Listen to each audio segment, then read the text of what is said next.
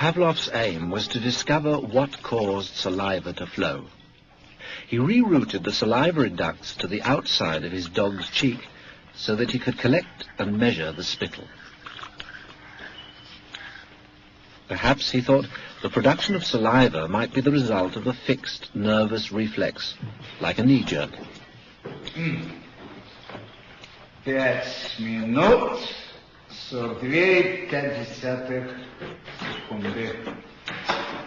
After taking many measurements of spittle, he confirmed that the dogs drooled automatically when their tongues touched food.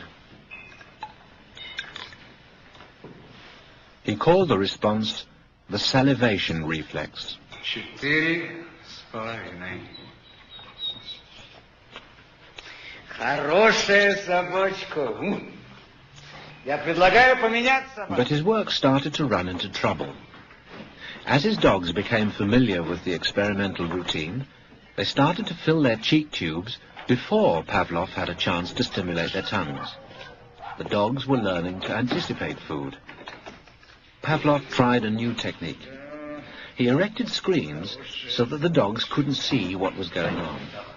Before passing meat through the hatch, he introduced a stimulus that was totally unrelated to feeding.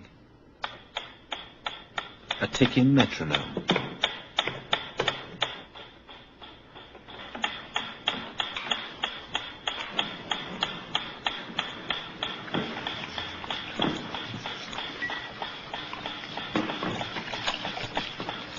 At first, the dog dripped saliva into its cheek tube only when the food appeared. But after a number of trials, the dog began to connect the ticking with the arrival of meat.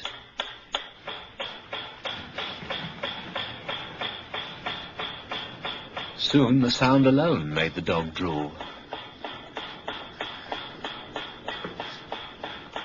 Eventually, the dog salivated as much to the ticking itself as it did originally to the presentation of food.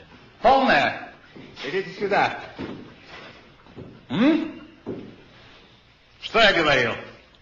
He called this new response the conditioned reflex.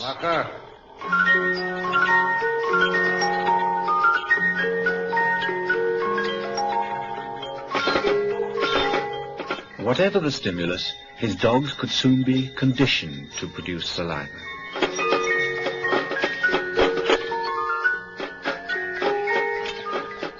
Pavlov believed that he had discovered how animals learned, even in the wild.